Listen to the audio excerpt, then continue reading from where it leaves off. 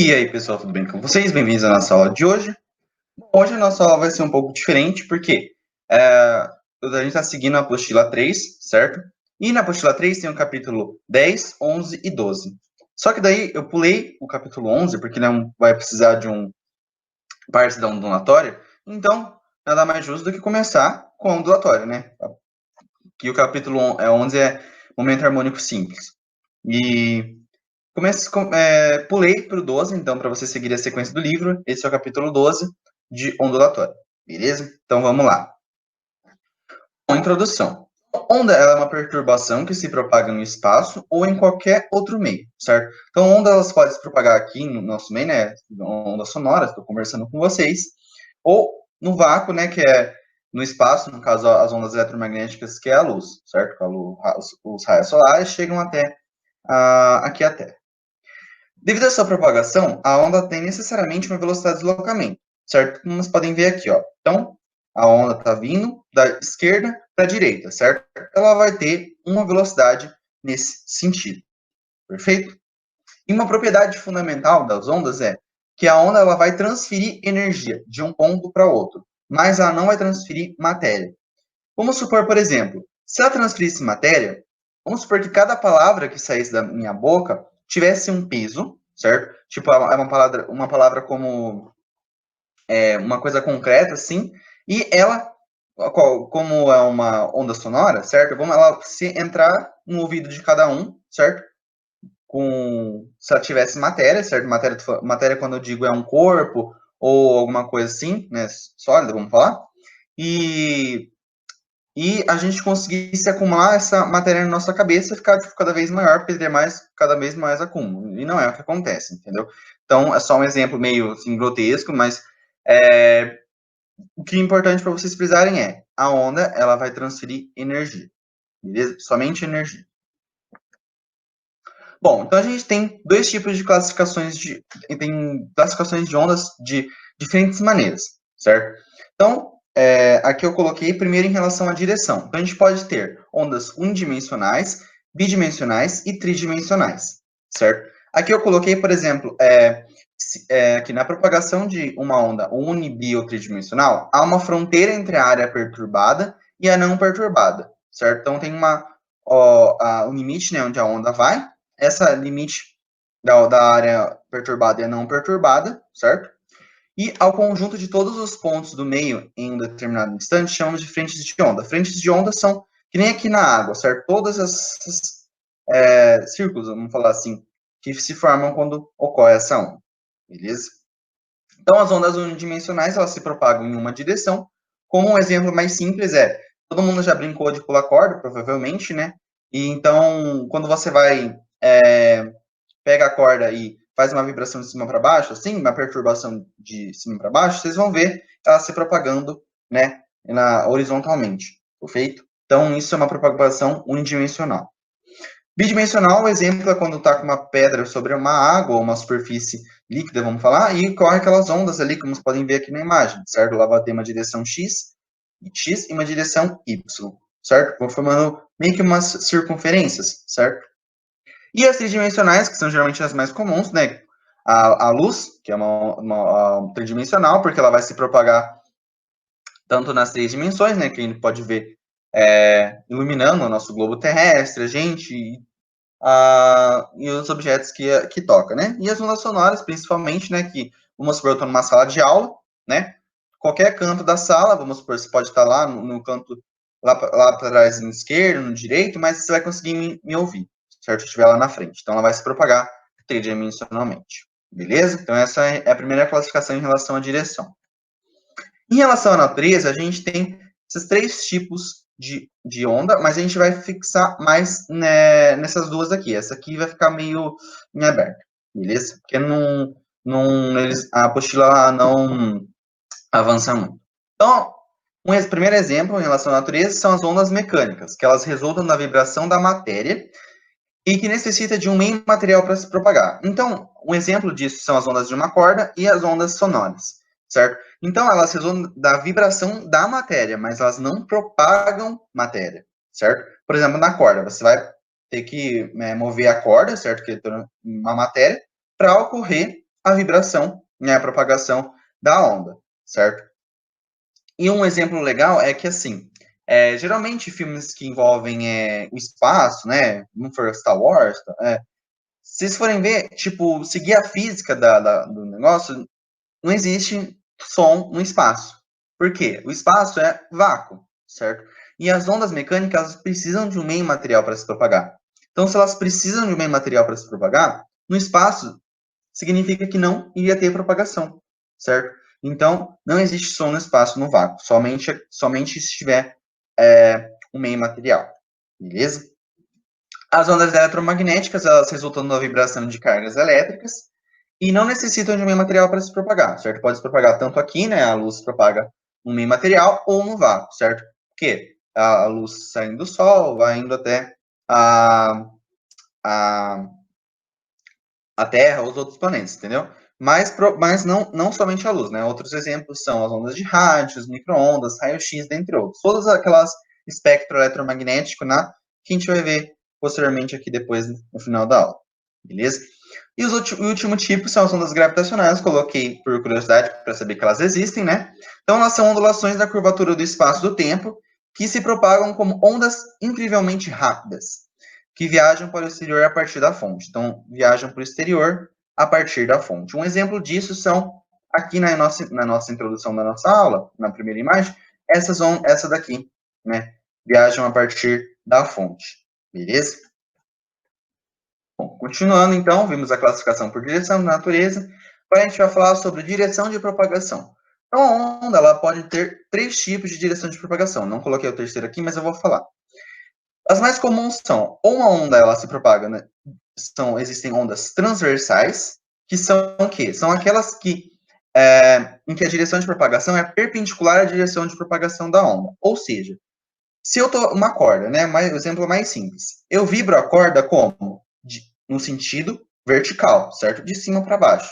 Então eu faço esse movimento. Só que a onda ela vai se propagar horizontalmente, né? Nessa direção, perfeito? Então como a gente fala isso, uma onda transversal. O exemplo é o GIF aqui, ó. Se eu estou perturbando, como aqui na corda, ó, o que acontece com a minha onda? A propagação vai em linha reta, ou seja, horizontalmente, mas a minha vibração foi verticalmente. Ele foi vertical.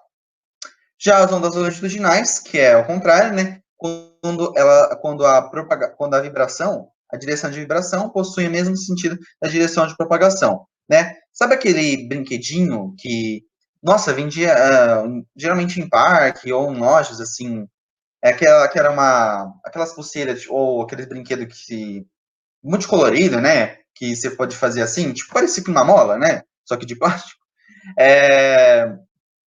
Então, aquele é um exemplo muito útil aqui para entender isso, né? Quando você vibra o objeto assim, né? Então ele vai acontecer o quê? Vai ocorrer essas vibrações, como a gente pode ver aqui o que está acontecendo, certo? Ó, elas se amontoam aqui, vai se amontoando e se propagando, certo? Então, isso são as ondas longitudinais, beleza? E o terceiro tipo que eu não falei aqui são as ondas mistas, certo? Que é o quê? Tem propagação tanto vertical quanto longitudinal.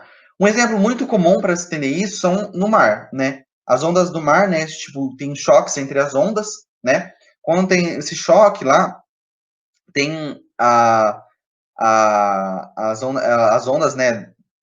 Do mar, as ondas lá que a gente pode considerar como tem lá as ondas bidimensionais, né? Quando eu taco a pedra na água, certo? Aquele tipo de onda que eu tô falando, não as ondas.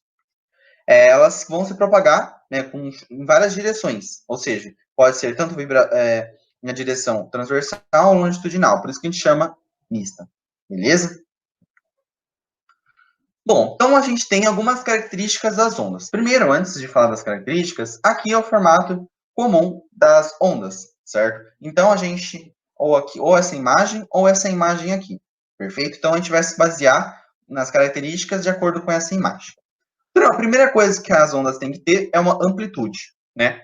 Que ela vai corresponder à altura da onda. Geralmente a altura a gente representa por h, certo? Mas a altura da onda é a amplitude. Então, ela vai marcar a distância entre o ponto de equilíbrio, ou seja, de repouso, da onda ou até a crista um vale. Se a gente ver aqui na imagem, então a amplitude ou é da direção de repouso, aqui, até uma crista, que é aqui em cima. O pico mais alto no eixo positivo chama-se crista, e o pico mais alto no eixo negativo chama-se vale, certo? Então, a amplitude de ambos vai ser a mesma, tanto essa distância aqui até aqui, quanto essa distância daqui até aqui, beleza? Outra característica é um comprimento de onda denominada por lambda, que é a distância entre dois vales ou duas cristas sucessivas. Aqui, ó, como a gente pode ver, o comprimento de onda, a distância entre uma crista e uma crista, ou um vale e um vale, aqui, né? Ponto A com o ponto B, o ponto C com o ponto D. Então, para a gente fixar, como a gente vai determinar isso? Então, vamos supor, eu quero pegar um ponto na minha onda qualquer. Eu não necessariamente precisa ser numa crista ou um vale, posso pegar na região de repouso mesmo. Então, vamos supor que eu quero pegar aqui, né? Eu começo num ponto aqui. Como que eu sei qual é o comprimento da minha onda a partir desse ponto aqui? Então, simples. Vocês vão fazer a mesma trajetória, vocês vão fazer uma trajetória da onda, ó, então ela vai descendo, sobe, subiu, desceu. Tá vendo que esse ponto aqui, este ponto, corresponde a este mesmo ponto? Que daí ele vai fazer a mesma trajetória? Quando isso acontece, eu paro nesse mesmo ponto, né? Como se isso aqui fosse meu ponto A e aqui meu ponto B, e essa distância entre meu A e meu B vai ser o meu comprimento de onda, beleza? Então é isso. As ondas também têm velocidade, né? Como eu falei, que a velocidade da onda depende do meio em que ela está se propagando, certo? Então, se ela está passando de um meio no espaço, né? No vácuo, ela entra aqui na atmosfera da Terra, então a onda eletromagnética vai ter uma velocidade diferente, certo? Então, se ela muda de meio, também vai mudar a sua velocidade de propagação.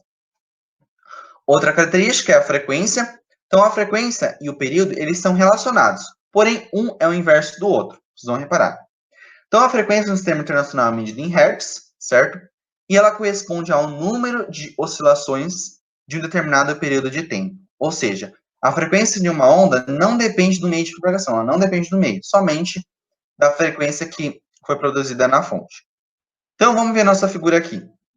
Bom, vamos considerar primeiro aqui na região de repouso. Vamos ver qual é o número de oscilações que ela tem, ou seja, o número de comprimentos de onda que ela vai ter. Então, aqui tem, a gente começou aqui, então ela vai voltar no mesmo caminho que 1,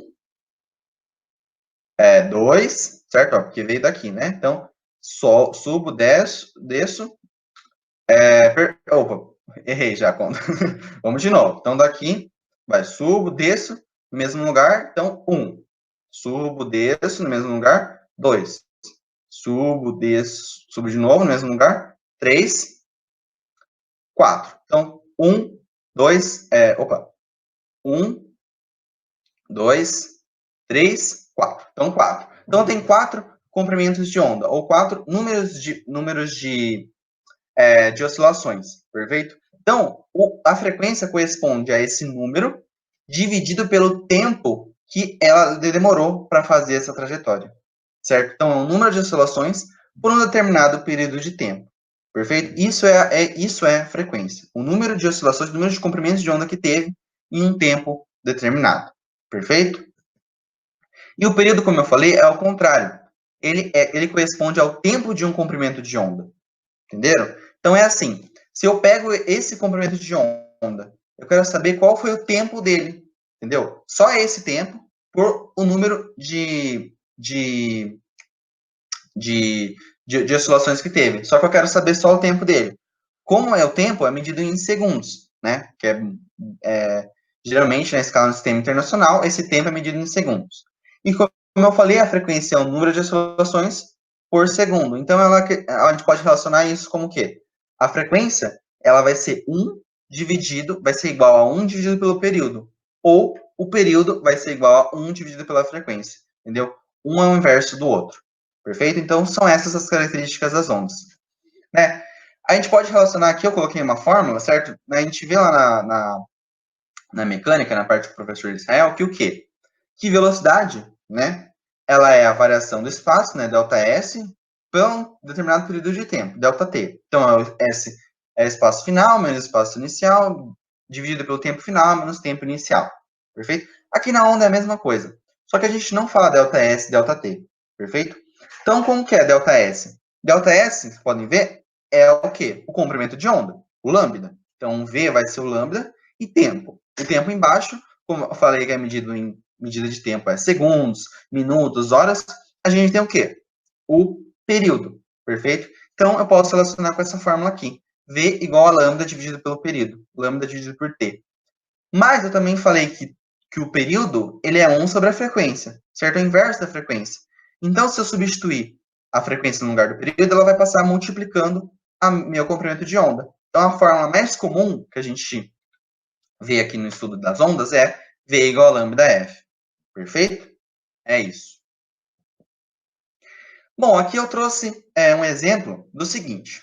Então, vamos supor que eu tenho uma onda que está se propagando com a mesma velocidade, que eu quero que ela se propague com a mesma velocidade no meio, certo? Só que eu tenho um problema. Primeiro, eu tenho uma frequência, a minha F1 é de baixa frequência e a minha F2 é de alta frequência. Então, lembra que eu tenho que estabelecer essa relação aqui. As duas estão com a mesma velocidade. Só que uma tem uma frequência mais alta e a outra tem a frequência mais baixa. Certo? Opa.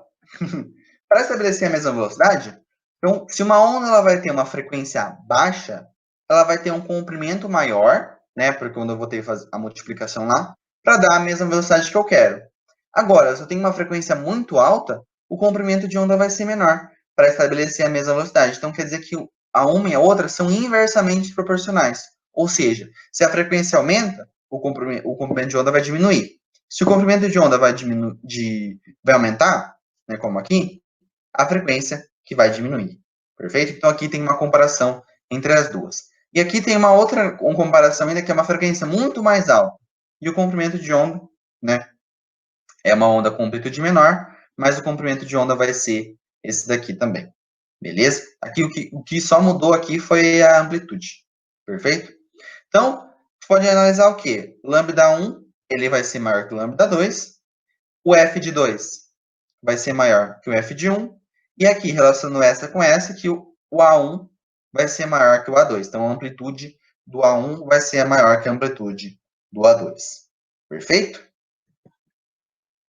Bom, o que a gente estava falando era referente às ondas mecânicas, certo? Basicamente, ondas numa corda, né?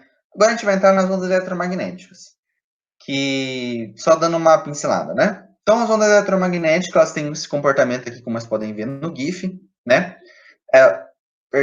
Elas são formadas pela combinação de dois campos. Então, tem o campo magnético, aqui representado pelo vermelho, e o campo elétrico, representado pela cor azul.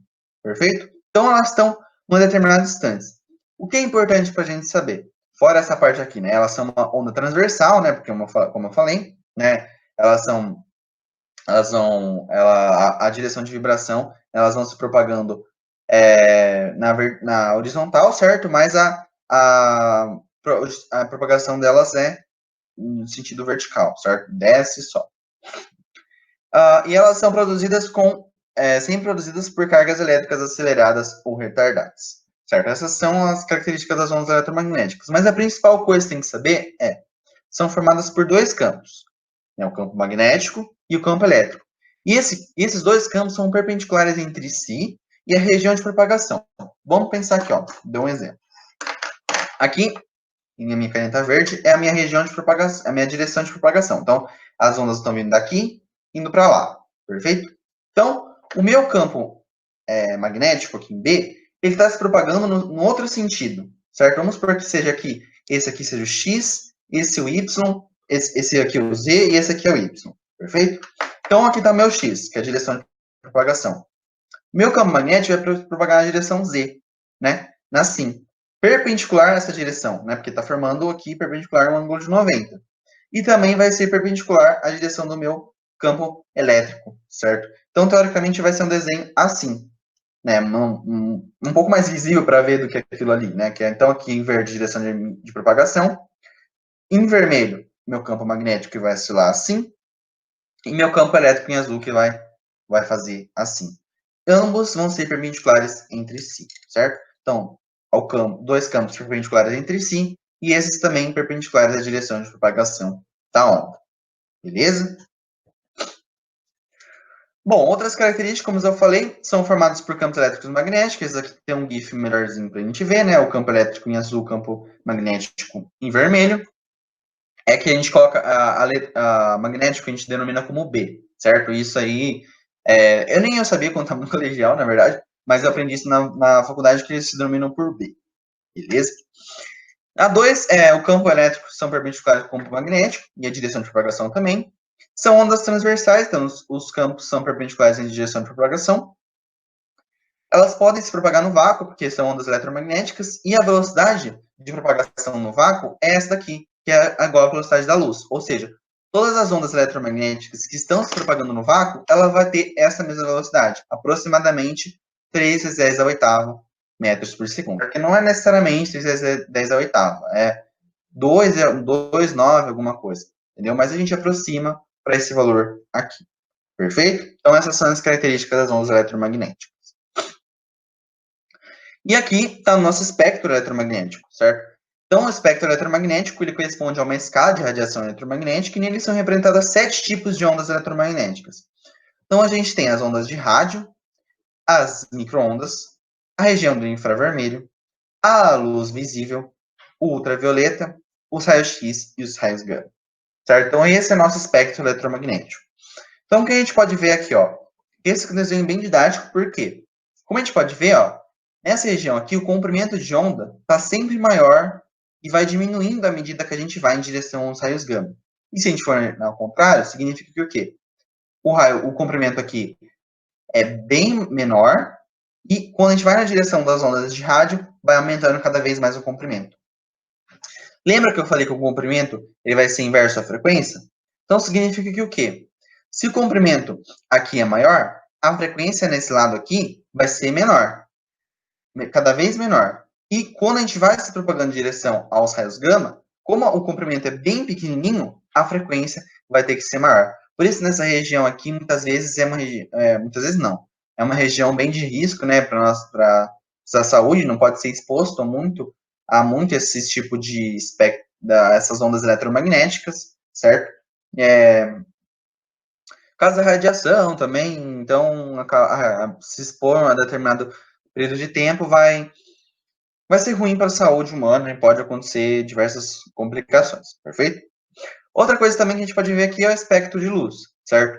Que a gente consegue enxergar ondas nessa faixa de espectro, então, entre 780, esse aqui, lambda, né? Que lambda é como medida de comprimento, ela vai ser nanômetro. Esse N na frente representa o 10 elevado a menos 9.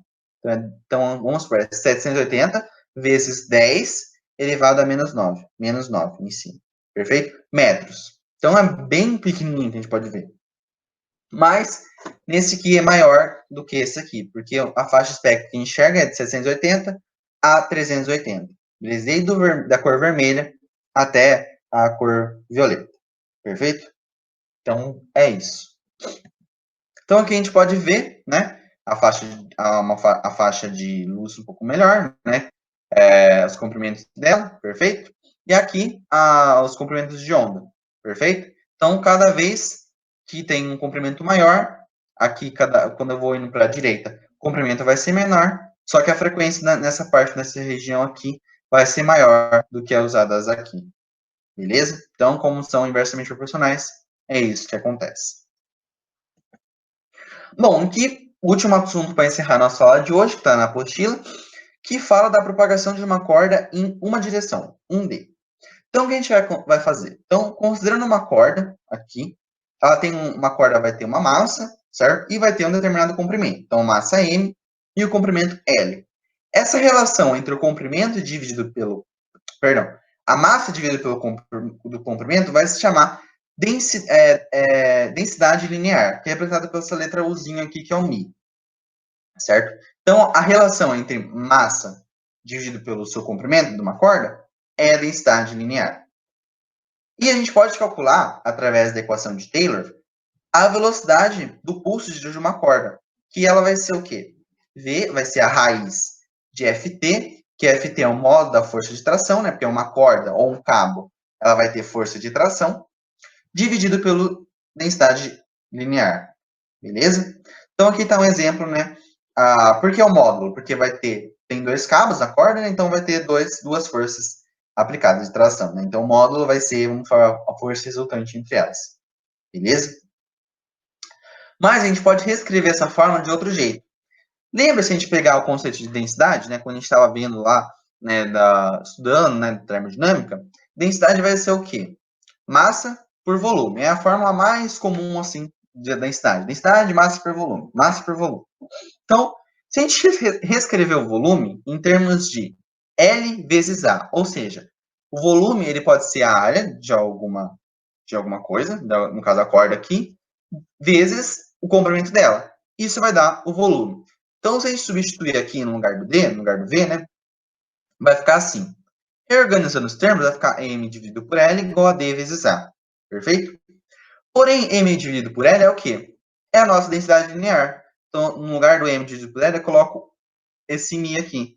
E no lugar aqui do zinho, né, eu vou colocar D vezes A, porque ele vai ser, né, eles vão ser a mesma coisa. Então, a densidade linear, fora ser massa dividido pelo comprimento, também vai ser o quê? A densidade normal de V multiplicada pela área. Então, eu posso ter essas duas fórmulas aqui. Beleza? Bom, outra coisa importante que a gente tem que saber são as relações de pulso. Então, a gente tem numa corda, né? Que a gente está falando de uma corda em uma direção, um D.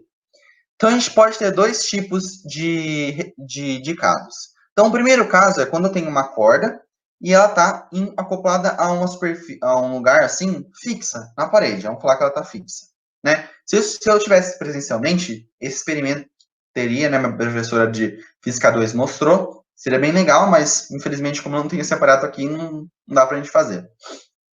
Mas é o seguinte, se a minha corda estiver numa superfície fixa, né, ela estiver fixa, não dá para mexer, o que vai acontecer?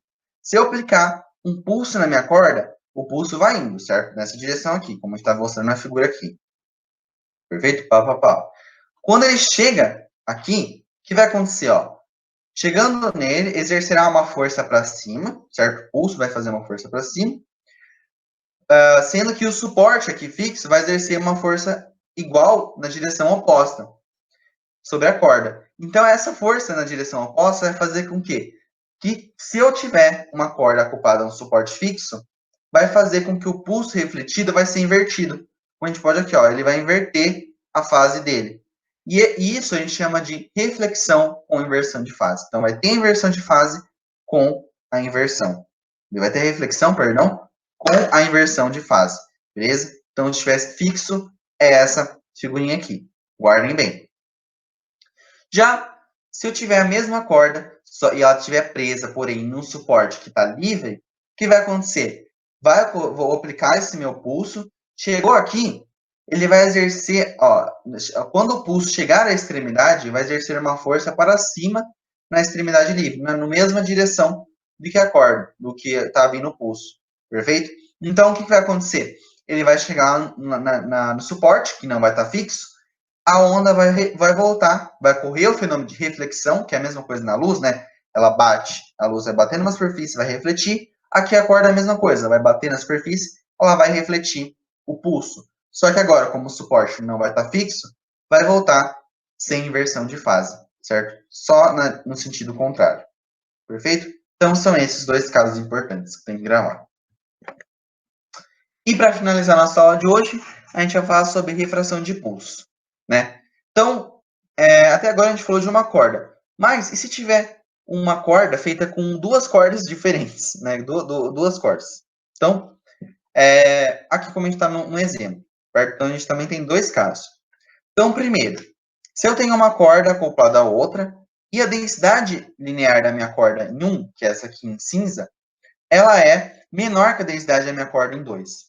Perfeito? O que vai acontecer? Então, eu vou aplicar um pulso, o pulso vai indo, chegou aqui, ó, no J, que é a junção entre as cordas, o que vai acontecer? O pulso incidente, né, como se fosse um raio incidente, mas agora que a gente chama pulso incidente, vai bater no J, vai ser refletido, vai ter o pulso refletido. Como a densidade em 2 vai ser maior que em 1, então o pulso vai voltar invertido, certo? Vai correr a reflexão do pulso, só que invertido.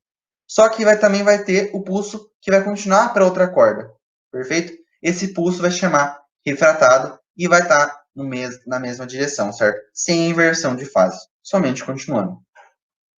E o que é importante também é, então, se eu tenho uma densidade maior, linear em 2, maior que a minha densidade linear na minha corda 1, a velocidade de propagação em 1 vai ser maior que a 2.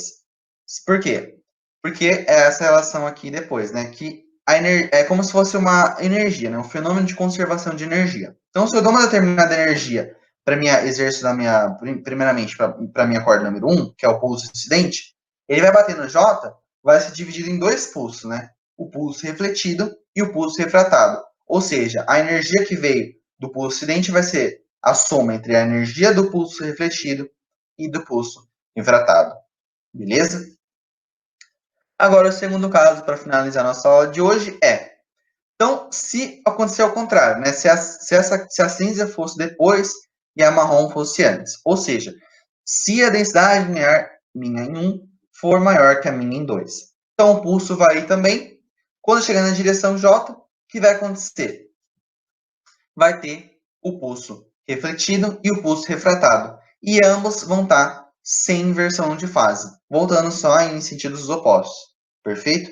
Mas, como a minha densidade linear da minha corda número 1 é maior que a minha corda número 2, vai fazer com que esse pulso refletido volte, né, sem a inversão de fase. Beleza? E aqui, nesse caso, a velocidade minha em 2 vai ser maior que a minha velocidade minha em 1. Perfeito? Então, são esses dois casos para refração de pulso. Lembrando, é importante essa atenção aqui, né, que eu falei da energia, e que o que caracteriza a refração, né, que é a mudança do valor da velocidade de propagação do pulso, refratado em relação ao pulso incidente. Então, é como se fosse igual ao fenômeno da luz, certo? Ela vai chegar, vai ter num meio diferente, né, aqui numa corda diferente. Então, uma parte vai ser a luz incidente, vai ser refletida, e a outra refletada. Aqui é a mesma coisa. O pulso incidente vai numa direção diferente, vai numa região diferente, né, uma corda com densidade linear diferente. Então, vai ter um pulso refratado e um pulso refletido. E esses dois aqui são os dois casos. Perfeito? Bom, galera, essa foi a nossa aula de hoje. Lembrando que esse é o capítulo 12. Espero que tenham gostado. Qualquer dúvida pode me chamar e até a próxima. Valeu!